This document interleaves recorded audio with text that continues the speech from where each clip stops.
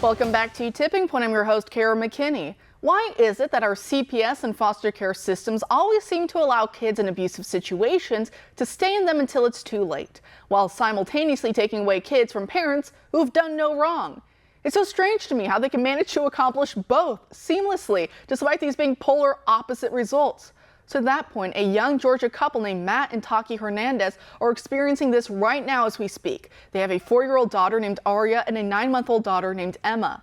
Their youngest child started experiencing strange pains and swelling in her extremities, and so her parents brought her to a doctor to be checked out. X-rays showed numerous fractures in the legs and ribs. A physician reported this as evidence of possible child abuse, and thus a whole cascade of tragedy was kicked off against the couple, leading to charges and their children being taken away from them.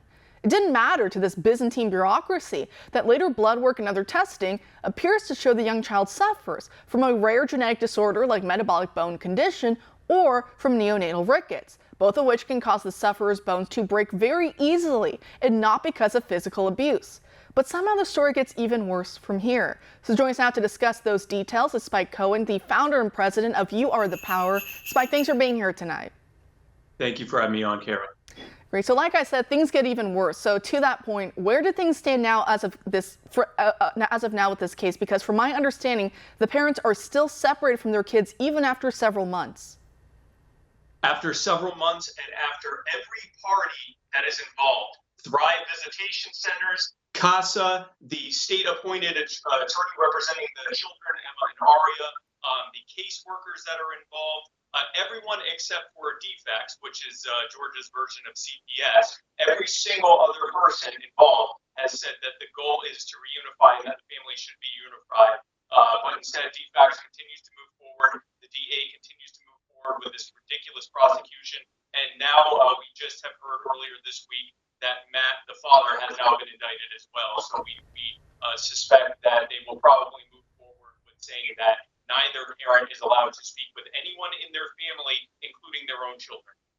And seeing it's so heartbreaking. Like I was saying earlier, you'll hear these cases of kids who actually are being abused, and teachers and others will report it, and then nothing ever seems to happen until it's far too late, and then the child unfortunately is deceased because of it. But then you have cases like, so for some reason they're asleep at the switch when it comes to real abuse, but then they just make up problems where they don't exist for parents who are already dealing with what it appears to be a real condition, a medical condition that their youngest daughter is dealing with. So when it comes to, the few visits they've had with their kids, it seems the kids' health is deteriorating. They're having trouble, even sleeping at night, that there's rashes that are breaking out, that they're getting sicker, they're not doing well. Obviously, look at the stress, but it's funny now because they've been moved into foster care. And how come the foster care doesn't have to, they don't have to answer for the kids having rashes or bruises or any other unexplained injuries, but the parents, even with all the medical records in the world to prove what they're saying, they're being put through all the hoops. And I guess, is that just the government for you, that when you let the government in the door, everything just kind of spirals out of control?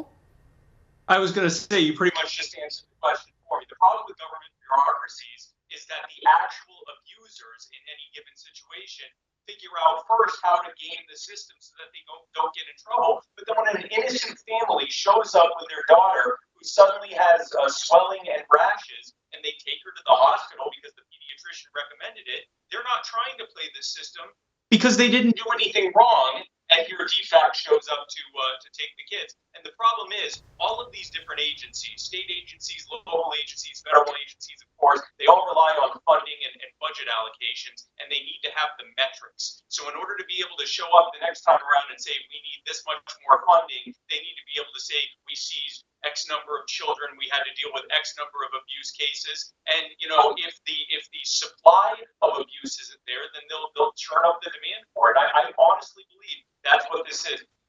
This goes beyond ineptitude in my mind, because you have the DFACS and the family court judge, Heather Dunn, and the prosecutors who are literally ignoring medical experts who are saying this child has a medical condition and there's no sign of abuse, and they're choosing instead to listen to one doctor who said in court with no paperwork, this statistically is likely to be abuse. And when he was asked, how do you know that? He says, well, you can look that up on the internet. That's why they're holding these children, is because a doctor told them to look it up on the